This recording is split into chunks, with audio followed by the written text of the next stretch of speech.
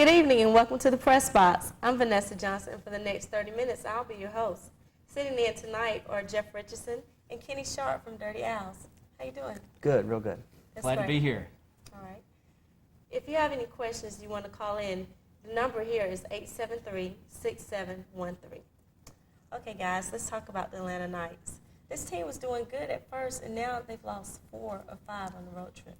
Well, Vanessa, you're right. They don't seem to be a very good road hockey team, and that's probably true for a lot of teams. It's very tough to play on the road when you're a professional, but the Knights seem to have just all kinds of trouble playing on the road. They've lost 4 out of 5. They lost a shootout to Las Vegas. As a matter of fact, the Stars have beaten them all 5 times this year by that method. I don't know what's going on. They're scoring plenty of goals. It must be the goaltending. I mean, you're talking about 6-5 games, 5-4 games all the time. What do you think, Kenny? A couple games on this road trip. The Knights had huge leads, a 4-1 lead after 4 minutes in one of the games that they ended up blowing. You're right, they don't have any problem scoring goals. They seem to have a real hard time playing defense in the second and third period of these games on the road.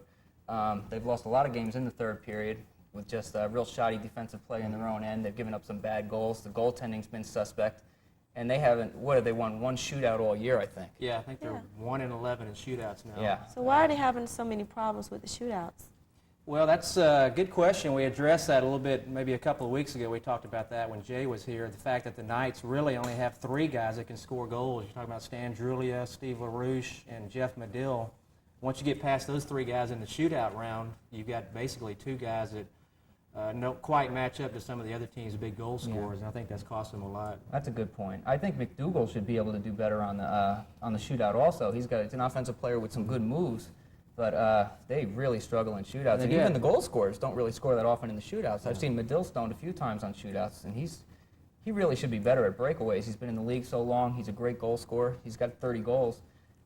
He just doesn't really do it in the shootouts. Well, Drulia, as the captain of the team, he's actually come out and said, I don't want to be in the shootouts anymore because it's too much pressure on you there. Most people don't realize, or most non-hockey fans may not realize, that the goalie actually has the advantage in a breakaway. The goalie does have the advantage. Even in penalty shots in the NHL, the goalie stops about probably three-fourths yes, of them, 65 to 70%. The goalie stops. So I don't know. The Knights have a real problem with it, though. Yeah. We also talked about, Kenny, you mentioned they're giving up a lot of big leads late. Yeah.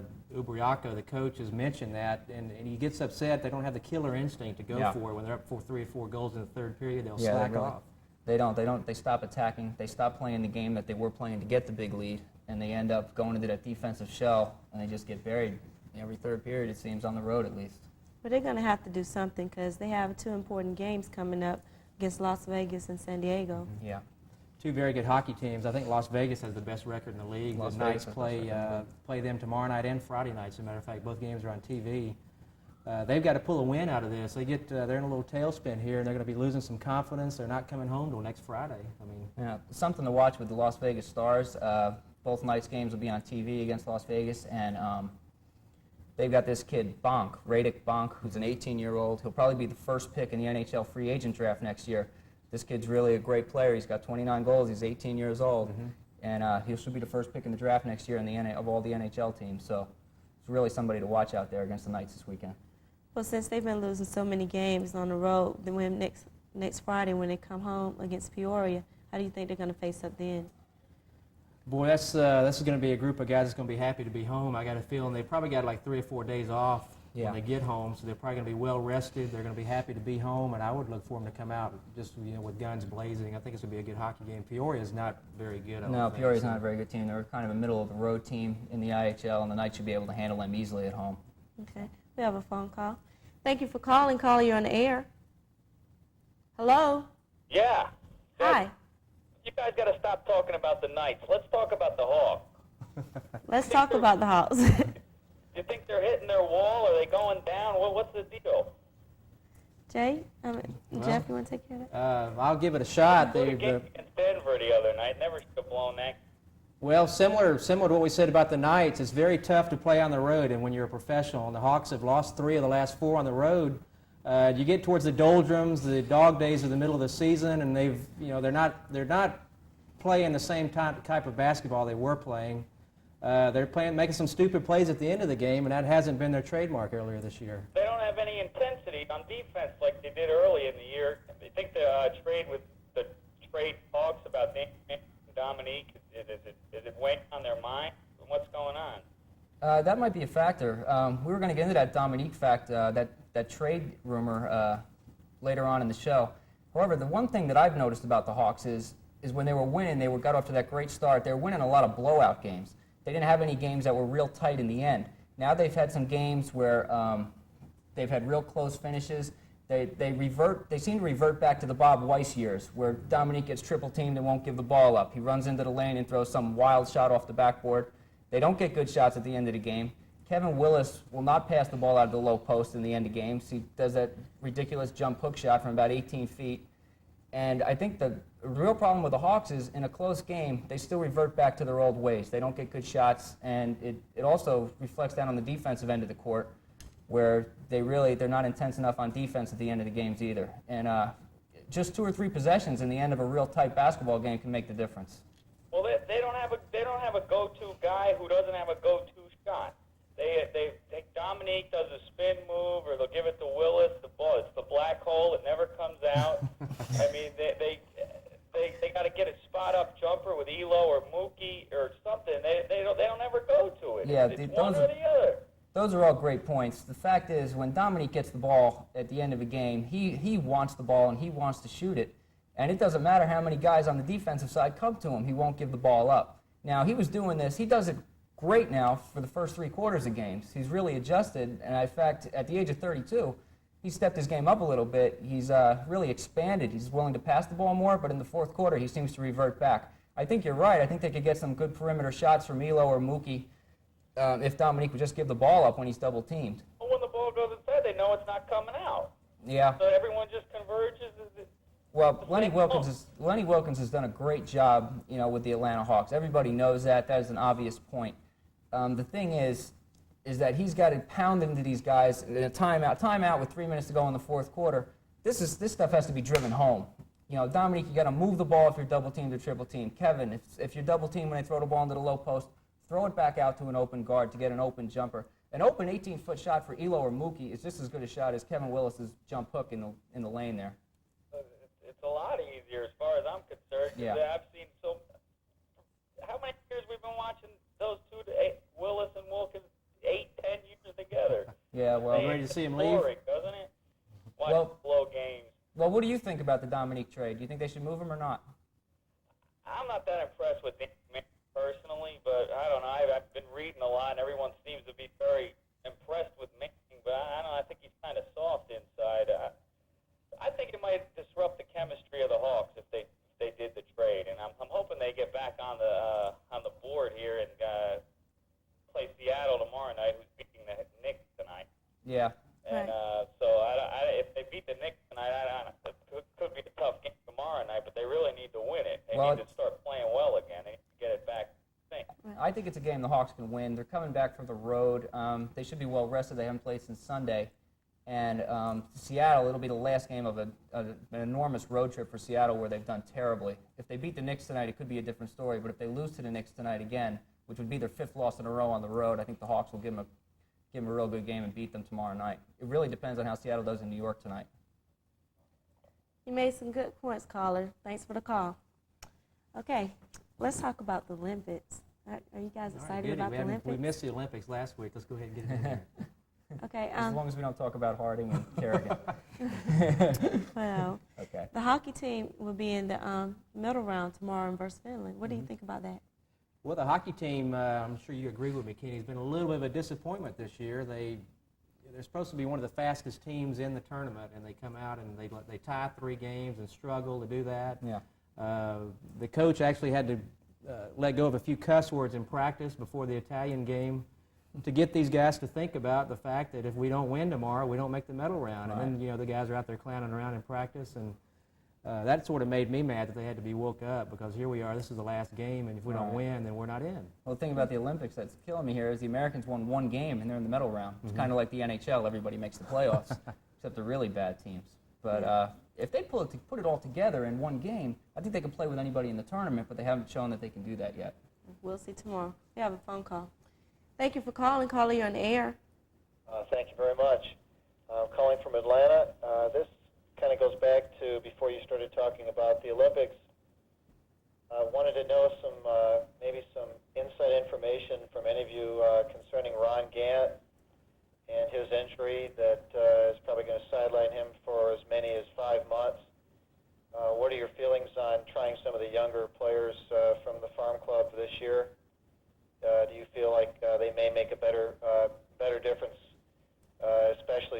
John's had such up and down years the past few years up until last year? Jeff?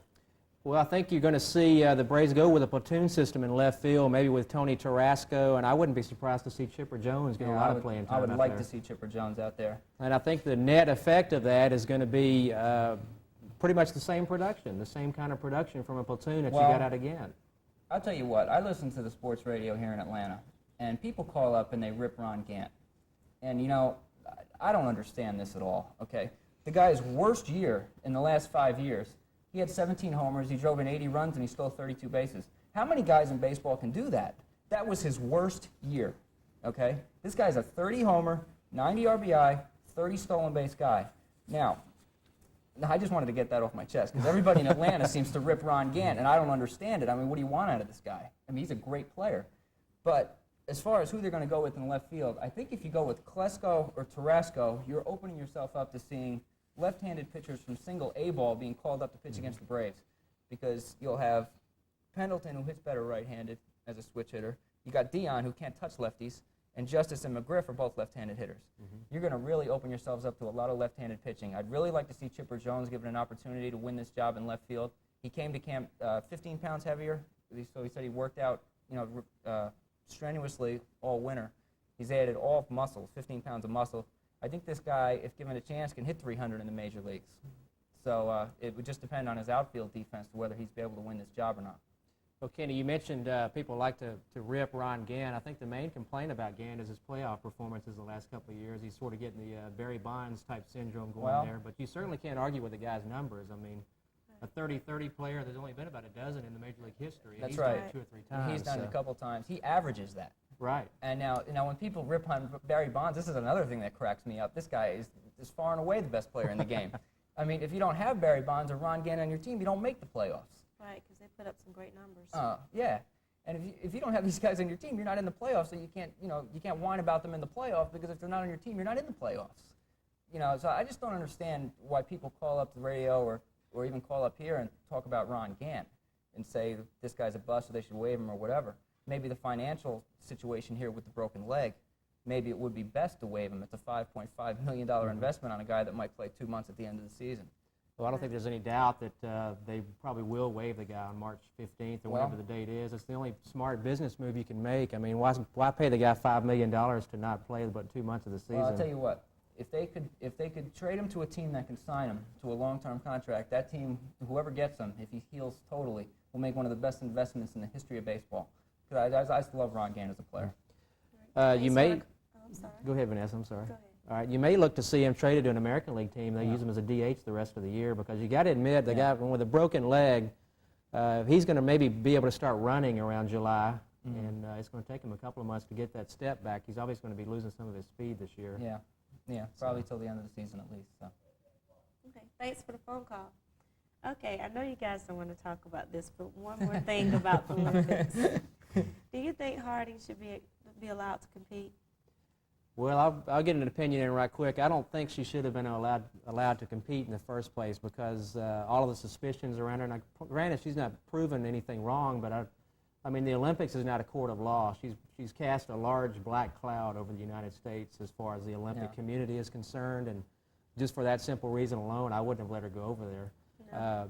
But the fact is that she's there now, and we saw the other day, I think Connie Chung was interviewing her and brought up the point that some of the judges are going to not judge her fairly because of her being involved here. Well, I say, to hell with that. You let her in here to compete, so you better judge her equally with everybody else. Right. Two of the judges stated that they would be biased against it. Well, I'll tell you what.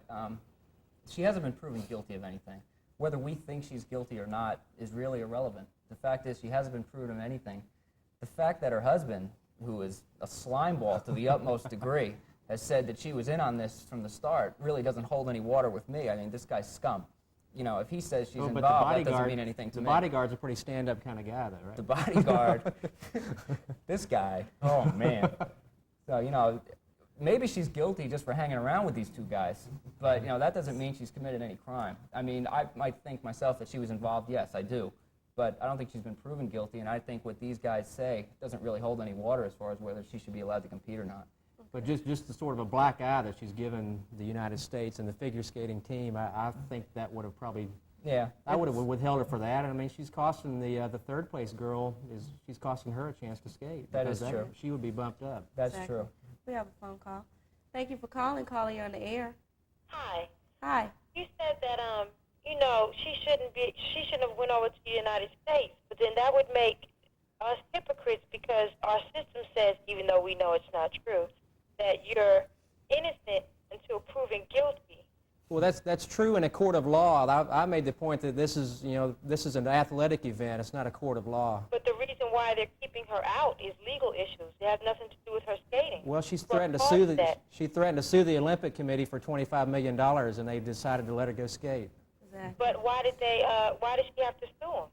Because they were going to tell her she can't go, not because of her skating abilities, but because there were charges against her in the court of law. It always goes back to what the charges are, and that's not right. Well, I mean, If you we're make a gonna very good say- if you we're make a gonna very say good that we're point. I just innocent to prove, if we're innocent to proven guilty, then that's the way it should be. Well, certainly, you make a very good point. It was just my opinion that this is not a court of law, and I mean, she was involved with these shady characters, and I think the rest of the Olympic community really looks down on this. They don't have a lot of respect for the American skaters now. Yeah, that's true. That's true. Thank you. All right. Thank you for the phone call. Okay, before we go on to basketball, I'd like to tell you about some upcoming events in hockey. Start with, we have the Olympic quarterfinals, which will be held Wednesday from 1 to 6 p.m. on TNT and from 6 to 11 p.m. on CBS, including the USA and Finland game. Also, we have the Knights at Las Vegas Wednesday at 10 p.m. on Sports South. Okay? Let's talk about the Hawks. They're tied with the Chicago right now. What do you think about that? Kenny, you want to go first? Well, we touched a lot on the Hawks before with the phone caller that made some great points about Dominique and some of the Hawks' problems of late on the road. Right. The Hawks are tied with the Bulls and one game behind the Knicks for the best record in the Eastern Conference, which would get them home court advantage through the playoffs until the finals. This Hawk team is basically the same personnel that they've had in the last few years under Bob Weiss, and it just shows what a coach can do in the NBA. Exactly. Bob Weiss is off in Clipperland, and they're terrible, as always, and Weiss is not doing anything to make the situation better out there. He's got problems with the stars, but Wilkins has come in here and just done an unbelievable job with getting these guys to play defense that were never willing to play defense before, getting these guys to pass the ball that would never pass the ball before, Willis and Wilkins, although, as we talked before, they reverted back a little bit in the end of close games. Right. But I think Wilkins has made such a difference with the Hawks, and if he continues, to maintain this intensity that he has and that get his point across to this team that defense is the way to go in the NBA, I think they can be a factor in the playoffs. I really do. What do you think, Jeff? Well, we mentioned earlier they have struggled lately, mainly because they've been on the road. I'd sort of like to venture the opinion that we're getting to a point. The Hawks caught everybody by surprise playing so well early. Yeah, they did. And they're getting to the point where they've seen everybody once or twice. And they may have made some adjustments now to counter some of these Lenny Wilkins coaching moves that he's been up to. Yeah, well, the Hawks have a schedule now where they're going to play some games at home. And coming up the beginning of March, they play back-to-back home games with Chicago and the Knicks. And I think those two games are going to be a real barometer of how far the Hawks have really come as a basketball team and how they're going to do in the playoffs. I really think these games are going to be the two most important games coming down the stretch for the Hawks before the playoffs. Back-to-back with New York and Chicago at home. We're really going to tell a story about the Hawks this year. What do you think the reason is for the recent losses? Well, we touched on that with the phone caller. The Hawks' inability down the stretch to get really good shots at the basket. Also, their inability to get defensive rebounds and to really check up their men on defense. The other teams are getting good shots at the basket, and if they're missing, they're getting offensive rebounds and putting them back in. The Hawks are not getting good shots coming down the stretch of close games. And I think if you check the Hawks, the differential in points in the games they've won a lot of games by 10 points or more and lost a lot of the close ones. So, with the rumors surrounding the trade of Dominique possibly as early as this Thursday, he may be trying. He may be trying to show his stuff and score a lot of points every night. Just trying to be selfish with the ball like he used to be. Just for the fact that these trade rumors are swirling around him, he wants to prove that, hey, you need to have me on this team because I'm scoring 30 points a game. Well, I'll tell you what. we were winning when you weren't doing that. So. Yeah, that's true. Dominique has been in the league for 11 or 12 years now. I don't think he really needs to show anybody his offensive ability. We all know he has it, although he has slowed down a bit after that injury. You can tell he really doesn't get off the floor like he used to. But that's only natural with a 32 or 33-year-old basketball player. I don't know how I feel about that trade because I'm not real sure how I like Manning as a player. The only thing is that he's 5 years younger than Dominique. That could be 5 more years in the league of productive, offensive play at least. Well, he's a 6'10" guy that's going to score some points and pull some rebounds. He's a 6'10" small forward, too, which is really rare, and he can pass the basketball. He might have gotten a bad rap playing with the Clippers because, they're so awful. And this guy was expected to come into the NBA and really, jump the Clippers into the upper echelon. And I don't know what it is about the Clippers, but, they don't surround him with very good players. Their owner is a total moron. And well, you mentioned they had Bob Weiss. That may be a problem there. There's another problem. What could Lenny Wilkins do with Danny Manning? I want to know how this guy continues to get hired as an NBA head coach. Anybody out there want to call in and answer that question? I'm willing to listen. Get the good old boys network going, I think. Once you've been a coach once, you're pretty much in the circuit there. Yeah, I think you're right. Okay. Well, the Hawks have some interesting home games coming up. First, they will play Seattle. That will be on Wednesday night at 7:35, which will be aired on TBS. Then they will be home at Milwaukee. That will be Friday at 7:30 on Sports South, followed by a game at Philadelphia, which will take place Saturday at 7:35 on TBS. Okay, let's talk about the Braves. The caller mentioned some things about Ron Gant being moved. What are some other season moves that are going to be powerful influences? Well, a couple of things they've done this offseason that are going to affect the team in a fairly major way this year. They moved Otis Nixon, obviously. He's signed with Boston as a free agent. Damon Berryhill also signed with the Red Sox, I believe. That's going to be a bigger loss than I think people are going to give it credit for early. Lopez has got all the tools to be a great catcher, but it's going to take him a couple of months to adjust to the major leagues, I think. That might be a good point. I was pushing for Lopez to be brought up last year when Olsen was hitting about $110. And Berryhill, and he was getting the bulk of the innings back there, and Berryhill wasn't getting very much time. Berryhill could always hit for power. His average was always in the 220s. He was a little bit shaky on defense. I think this Lopez is going to, even if Lopez hits 250 and drives in 65 runs, it's a major improvement. Okay, and now when you're paying, they talk about, well, how well will he catch the pitchers? I think if you're paying your pitchers an average of $4 million a year, I could go back there and catch them. I should be able to, because these guys are all great pitchers. There's 4 great starting pitchers on this team. I don't think it really matters who they're throwing to, and I think they'd welcome 65 or 70 RBIs from this guy behind the plate.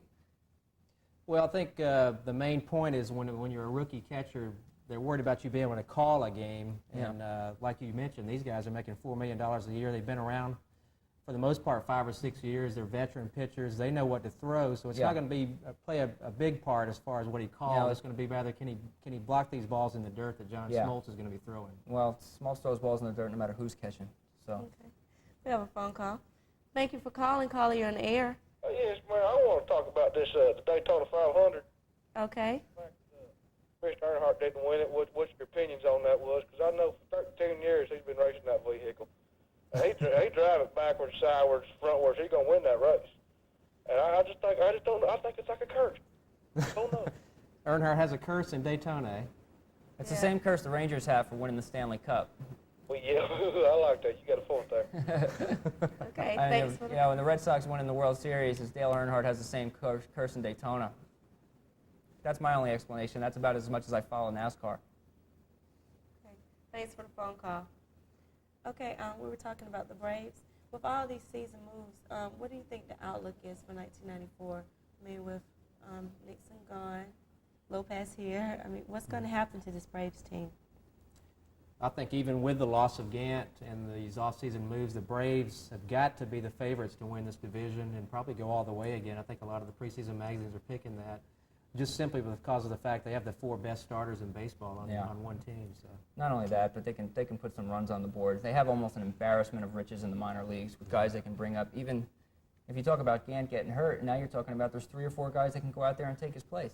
Not a whole lot of teams can say that. If they had a major star go down, they wouldn't have anybody that would be ready to step in like the Braves do.